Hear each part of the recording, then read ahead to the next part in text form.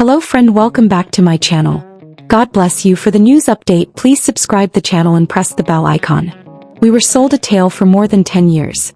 A tale of love that grew, faith and family. We saw them construct homes, bring up kids and lead lives that were unthinkable for most of us. We were informed that their family and togetherness were their greatest assets. However, that was untrue. A house wasn't the most valuable possession. It wasn't land. They told their own tale. The right to broadcast their victories, heartaches and lives to millions of people. He also snatched that. Greetings from the Sister Wives crew again. A story that has been simmering in the shadows of Flagstaff's Ponderosa Pines is ready to be told. You will never see this family the same way again after reading this story, which was put together from insider rumors, in-depth research and unique theories. Fights over property lines and who attracts the patriarch's attention are not the only issues here. This reaches all the way down to the core of their television empire. This is the tale of the massive contract scam at TLC. Prior to revealing the truth about this, we need your assistance to spread the word about this purported multi-million-dollar scam. Take a moment now to click the like button if you think the wives should be given justice and if you're sick of the lies and secrets. It lets YouTube know that this is an important story. Additionally, click subscribe and ring that notification bell if you haven't already joined the team. You won't want to miss any of the updates regarding this evolving issue. Our investigations are fueled by your support. Let's now go on to the corporate delusion. Less than a partner, more than a family. Sister Wives had a straightforward premise. Together, a guy for women and their 18 offspring form a cohesive team. They position themselves as collaborators in all areas of parenting, religion, and money. The public and promoted belief at the time of the 2010 television arrangement with TLC was that it was a family deal, a substantial contract that would help everyone and bring the whole family out of their difficult financial circumstance. We were told that the money from the network went to the family to be handled and dispersed for everyone's benefit. However, the version from people close to the production's original setup is quite different. It is a tale of patriarchal rather than cooperation, enshrined in business law rather than religion. According to reliable sources who have been following the Brown family's corporate filings for years, a new business entity was established just before the show debuted. Was registered in silence. We'll refer to it as Patriarch Productions, LLC for the purposes of this study. It was probably registered legally under a name such as Brown Family Media or Kody Brown Family Entertainment LLC. The name is irrelevant. Its structure is crucial. According to Eliza Vance, reality TV frequently employs this unsettling tactic, particularly when featuring sizable non-traditional families or groups. The business affairs section of a network desires simplicity. They don't wish to speak with and get into a contract with 5 different adults. The logistics are a nightmare. They desire a single entity to pay and a single point of contact. As a result, they frequently demand, or at the very least strongly advise, that the family establish a loan-out corporation. A loan-out corporation is a straightforward legal organization that lends the production firm the services of the talent. In this example, the whole Brown family. However, our insiders tell us that this is the crucial, disastrous turn. Allegedly, Kody Brown was identified as this corporation's sole owner, manager, and member. The wives, who had been with him for a total of 52 years at that point, were not co-owners. They were Meri, Janelle, and Christine. The LLC did not have them as partners. Our legal analyst believes that their contracts would have positioned them as either independent contractors or employees of Kody's own business. The legal difference is night and day, Eliza Vance remarked. If you are a co-owner, if you are an employee or contractor, you are entitled to the salary or fee specified in your contract with that LLC, and you have no claim to the lump sum payment or the right to see the company's profits. However, if you are a partner in the LLC, you are entitled to a share of the profits, have the right to see the books, know exactly how much money is coming in from the network and have a say in how it is spent. From the network, you are basically hired help for the show about your own life. All of Kody's on-screen claims of being the head of the household suddenly take on a terrifying new significance. We claim that this was a legally binding corporate reality that he had created from the beginning, and that he was not only the head of the family but also the CEO, with his wives serving as the workforce. The scam, as our sources explain it, was surprisingly straightforward. Let's talk numbers. The $2.5 million check from TLC is wired directly to Patriarch Productions LLC, Kody's company, where he, as CEO, makes all the decisions and pays the talent. Based on industry standards for a show of sister wives' longevity and success, a family of their size could be earning anywhere from $2 million to $4 million per season in their later years. Let's be conservative and call it $2 million. Given their understanding of early season finances, the wives were initially given a stipend or salary that, although impressive to a family that had previously experienced bankruptcy, was insignificant in comparison to the entire pot. Let's imagine a possible breakdown. If each of the 4 wives received, say, $150,000 for a season, that comes to $600,000. That may seem like a lot of money, but it leaves $1.9 million of pure, unadulterated profit sitting in Kody's corporate account. Profit that he and no one else had the legal authority to control, invest. The move to Las Vegas was portrayed to the world as a dramatic escape from religious persecution. A family on the run seeking refuge in the desert, high drama. The ideal plot to introduce the show into its second season. But what if the real story was that the women whose lives were being monetized, the other stars of the show, had no legal right to even know existed? They were making the product, but he owned the factory, and for more than 10 years the factory was making a fortune. Franklin Adler stated, "When you're trying to obscure a financial trail or establish a new complex system, a chaotic physical move is the perfect smokex screen." What if the transfer was made for financial reasons as well as legal ones? What if it was the ideal cover to consolidate this new corporate power structure? It's quite easy to restructure money without anyone asking too many questions in the chaos of moving away from home, selling a house, and starting over with 18 children. Old joint accounts may be closed. It is possible to open new corporate accounts. Moving might cause financial statements to be misplaced. It's a tried and true strategy for someone trying to take over. It's not a bug, it's a feature. Consider the setup in Vegas. 4 distinct, exquisite residences in a quiet cul-de-sac. The American ideal appeared to have multiplied. The spouses were finally given their own space and liberty, according to the episode. However, according to our idea, the opposite was true. This was the start of their total financial enslavement. As stated by those residences included complicated financing, according to publicly available property records, but sources claimed the down payments and initial mortgage servicing were not managed through joint accounts or a family trust. Kody's Central Corporation was in charge of them. This detail is crucial. He used his business to finance their homes, converting their main asset, their residences, into leverage.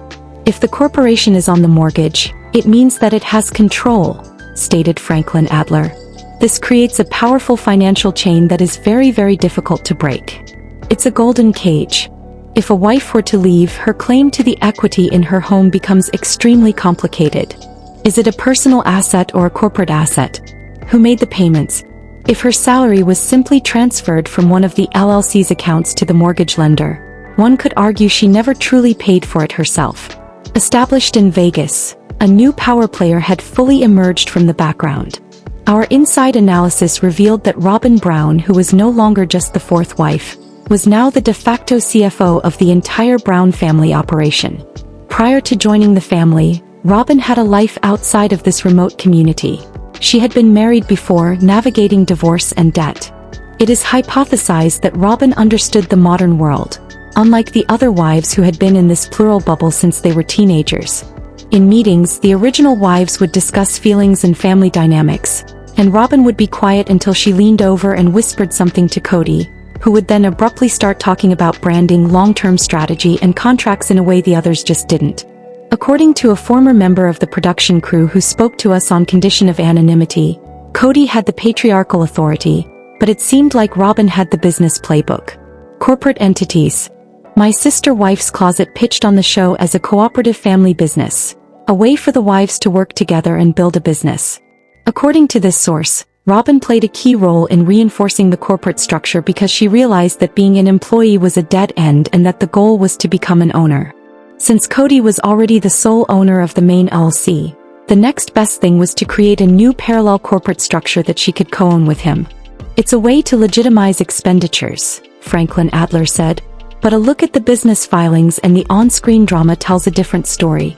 Our theory is that it was a Trojan horse, a way for Kody and Robyn to transfer the profits from the main television LLC into a secondary business that they and they alone ultimately controlled.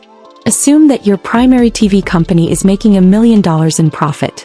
Spending it all on personal indulgences is not an option, without causing concern or incurring significant tax obligations. However, it can be used to fund a startup. For example, you could lend or invest $500,000 from Patriarch Productions to My Sister Wife's Closet. Now that the funds are in the new business, it can cover a wide range of expenses, including design visits, office supplies, vehicle leases, goods that may or may not sell, and other things. It muddies the waters and takes the funds one step further from the TLC contract, which was the initial source from which all 5 of them earned their money through hard effort. And in this family enterprise, who was putting in the most effort? The other women appeared to consider it a pastime. For Robyn, it was a full-time job. According to our theory, she was aware that it was more than just a jewelry company. It served as their escape route. They could legitimately and lawfully use it to spend the enormous sums of money Kody was hoarding from the TLC agreement. Although Meri, Janelle, and Christine were receiving salaries and making ends meet, they thought the remaining funds were allegedly being transferred to a business that primarily benefited the CEO and his preferred executive, from an unclear family pot. For years we could see the proof on our screens. Do you recall Robyn's incessant demand for a rental house with more features and space? Do you recall the extravagant gatherings and the pricey presents she gave her kids? To provide for their family, the other ladies were creating spreadsheets and counting pennies. We hypothesized that Kody and Robyn were acting with a world of broken promises, a corporate budget, a different secret budget, and the Flagstaff scandal. Flagstaff was Kody's attempt to cement his financial dominance, if Las Vegas was the consolidation of it. The largest, boldest, and most damaging financial action of his rule was the relocation to Coyote Pass. It was marketed as a way for them to get back to their origins and a utopia where they could all live together on a single, expansive plot of land. But the information we have comes from a much darker image. It was not a dream, Coyote Pass. It was a trap. A multi-million-dollar anchor that would entail the OG wives and the rest of the family being permanently indebted to his central firm. Let's dissect the purported mechanisms involved. The entire family spent $820,000 on the Coyote Pass property. Money has to be pulled to accomplish this. Famously, Janelle made a sizable donation from the sale of her house in Vegas. Christine's was one of them. Meri's. They gave their everything.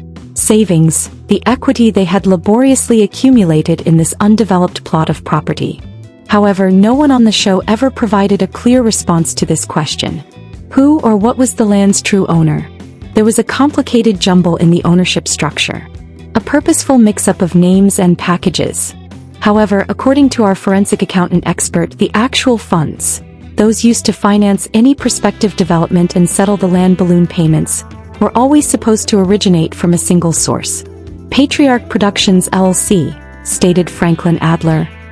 From a purely financial standpoint, the scam's genius lies in the way he persuaded the wives to sell their homes and other personal tangible assets and turn them into a shared, undeveloped, and ill-quid asset, the land, and then condition the development of that land on future funding, which he and only he controls through the LLC.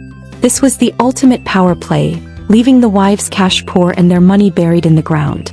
To ever see a return on their investment, they would have to approach Kody with their hand in hand and ask the CEO of Patriarch Productions to kindly give them a portion of the company's profits they earned from their own life stories, in order to ever build the homes they were promised. He had robbed them of their financial independence in the name of creating a family utopia. But when they arrived in Flagstaff, the building never began and the utopia never materialized. Instead, the money kept going in one direction. Kody and Robyn bought a sprawling mansion while the other wives were renting temporary housing or, in Janelle's case, an RV. How was this justified? On the show, it was a convoluted mess of excuses. They needed the space for their younger children. It had to be a good investment. It was the only thing available. However, our financial theory offers a more straightforward explanation. Patriarch Productions, the corporation, bought the house, or at the very least, the TV show's plot revolves around a family struggling to build on their land, but the real off-screen story may be about a corporate entity using its profits to acquire assets for its own purposes. Entertainment lawyer Eliza Vance said this is where the alleged fraud becomes truly insidious.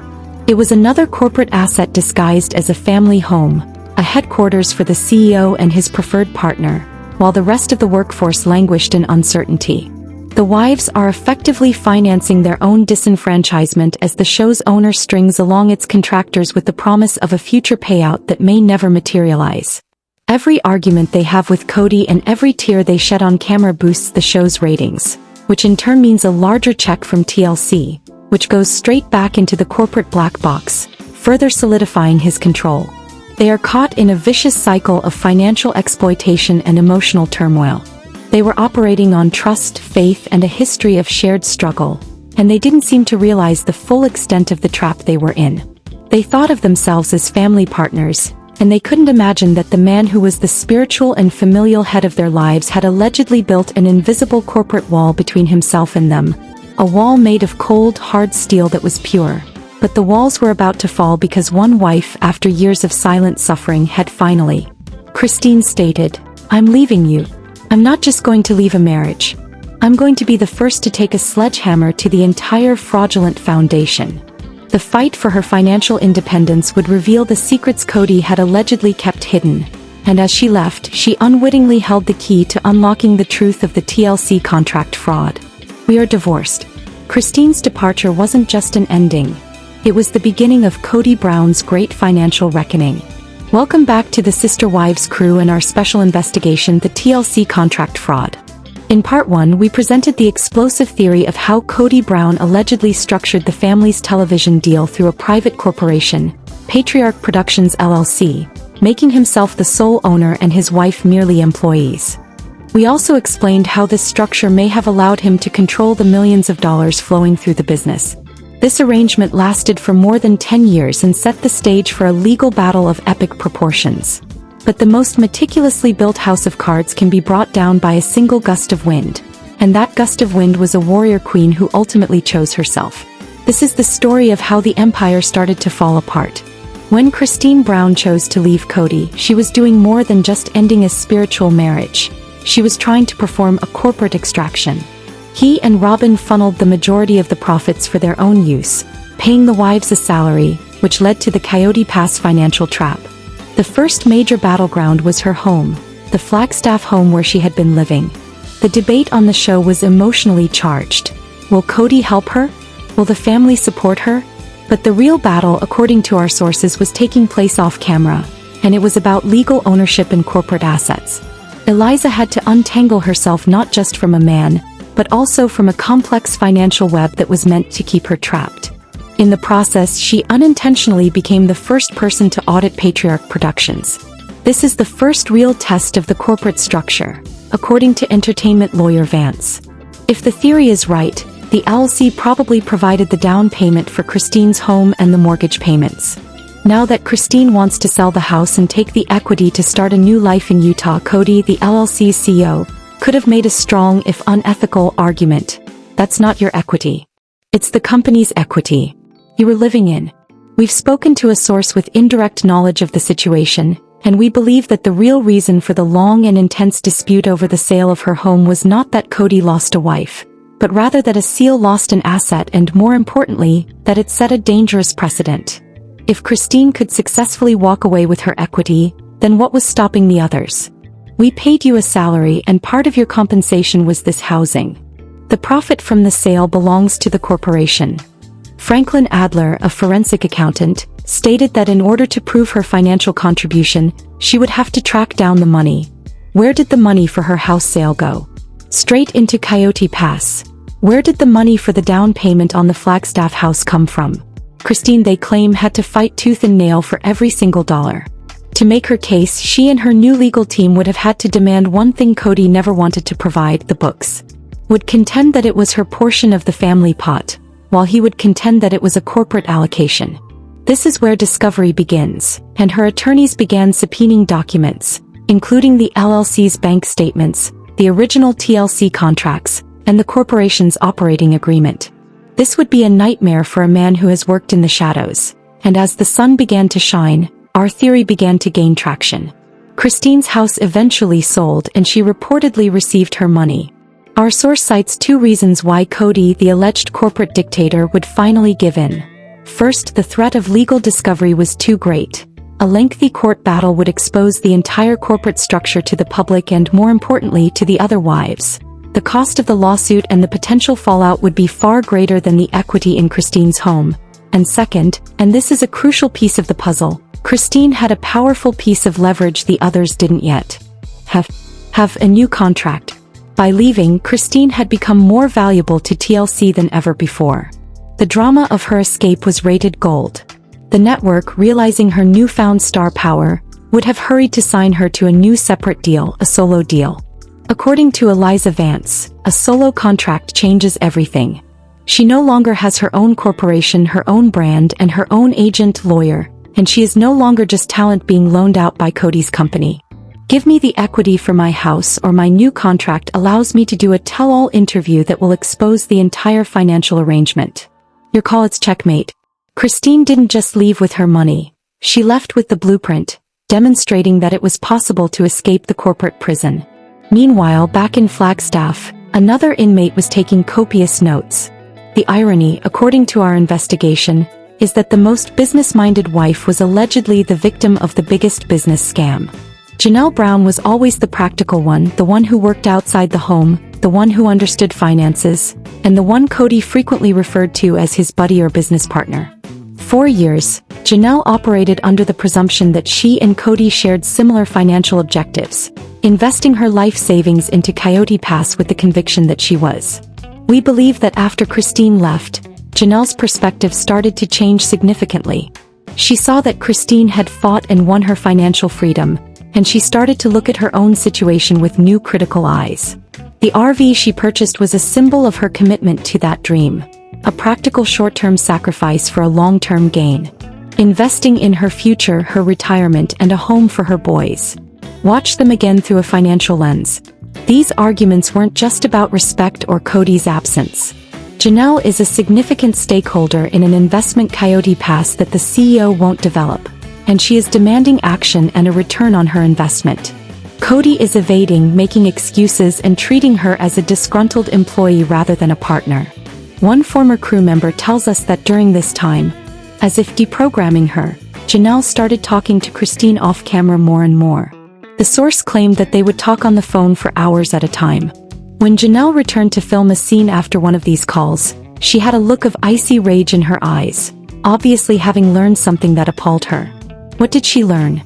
Our hypothesis is that Christine took Janelle through the purported corporate structure, explaining that the family pot that Janelle had been contributing to for years might not even exist, and that Kody's LLC held all the power. According to Franklin Adler, this realization would be devastating for someone like Janelle, who takes pride in her financial knowledge, and it would be a deep betrayal on both a personal and professional level.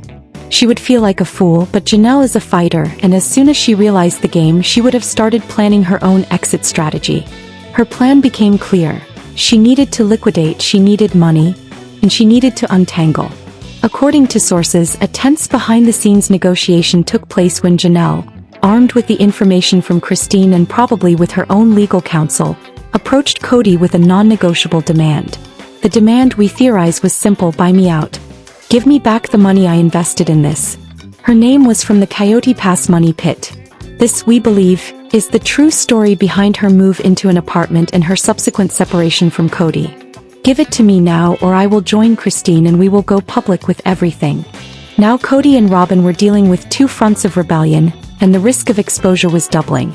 Our financial analysts said that they would have had to take out Patriarch Productions' corporate reserves to pay Janelle off, which was another huge, unforeseen withdrawal from the secret fund. Franklin Adler said, consider the cash flow implications. Initially, they must suddenly sell out almost $34 million for Christine.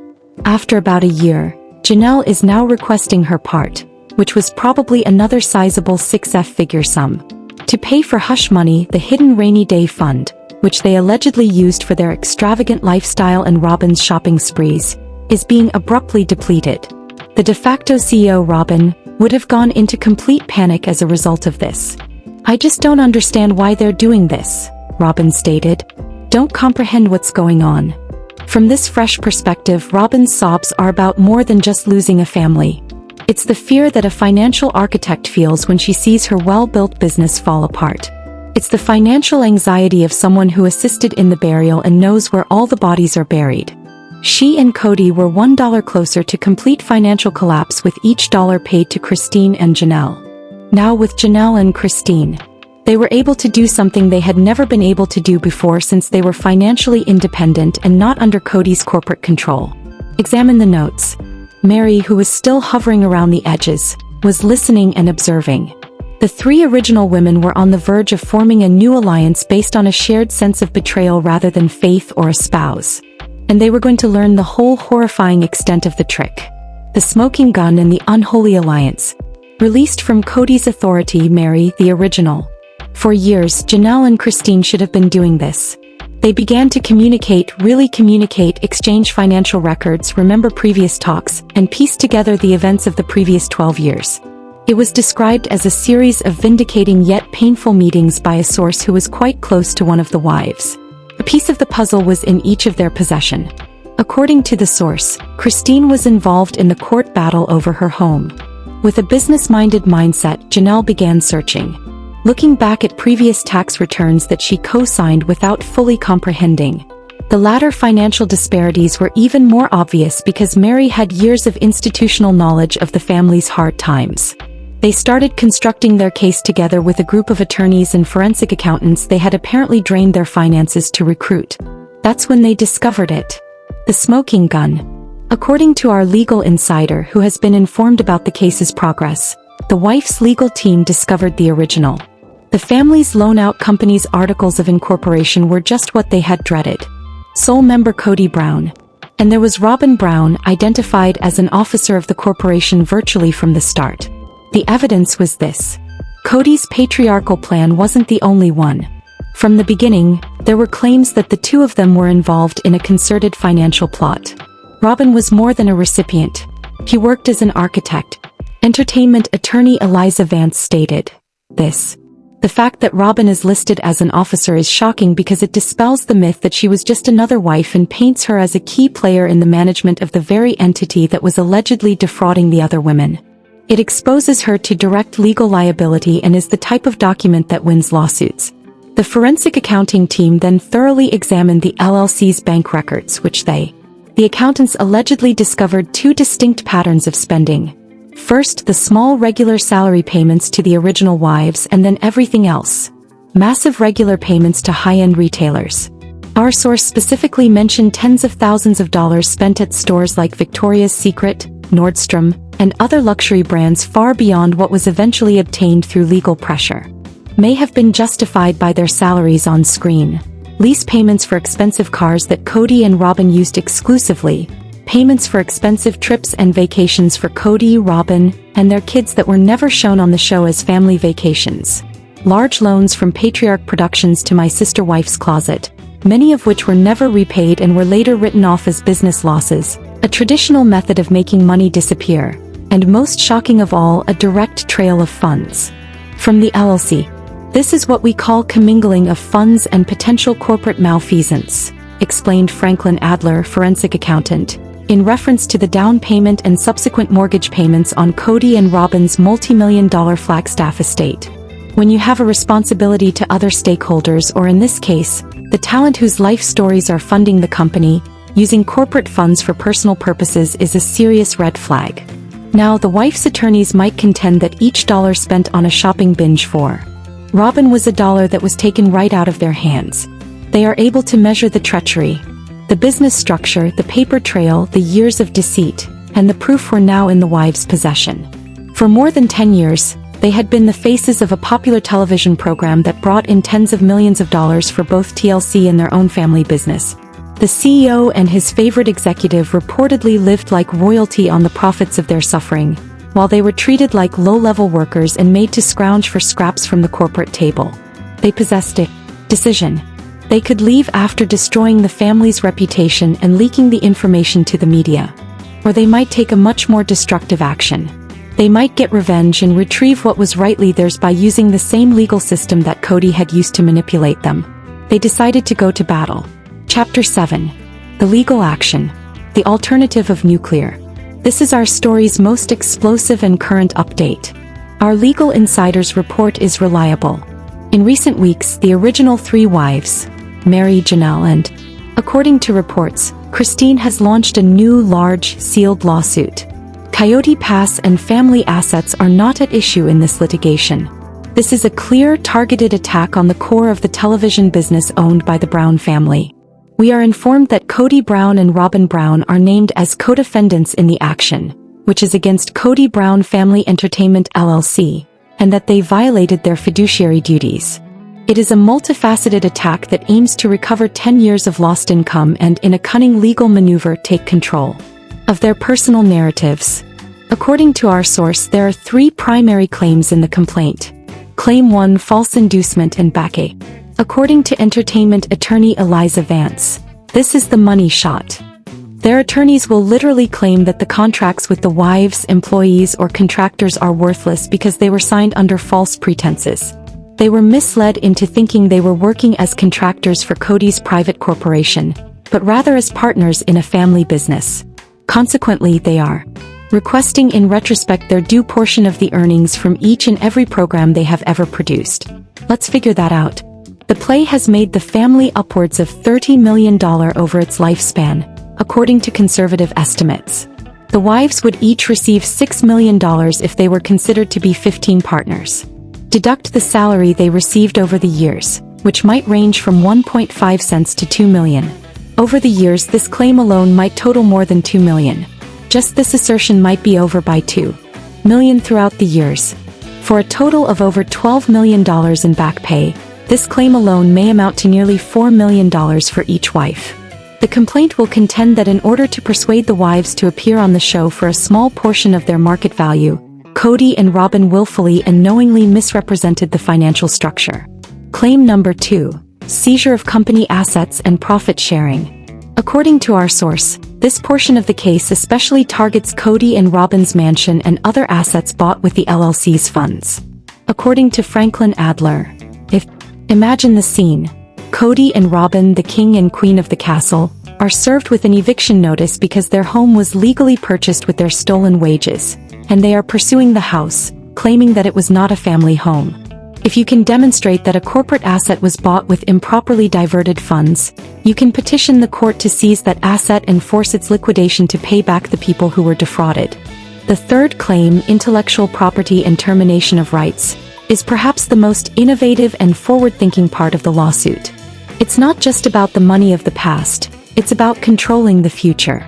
Eliza Van Sabo said this is fascinating. Their lawyers are arguing that the work-for-hire clause in their contracts is invalid due to the initial fraud. It was found to have been purchased with Meri, Janelle, and Christine's money. It is a cruel and brilliant legal maneuver. This is the kill shot.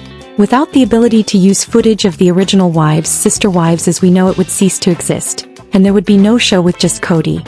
They are arguing that Kody's LLC does not own the intellectual property rights to their life stories, even though they do, and they are asking the court to stop the LLC from using their likeness, their stories, and their old footage in any future episodes of Sister Wives or any spin-offs without their express consent and payment. The repercussions for Kody and Robyn Brown would be nothing short of catastrophic if this lawsuit goes forward as our sources suggest.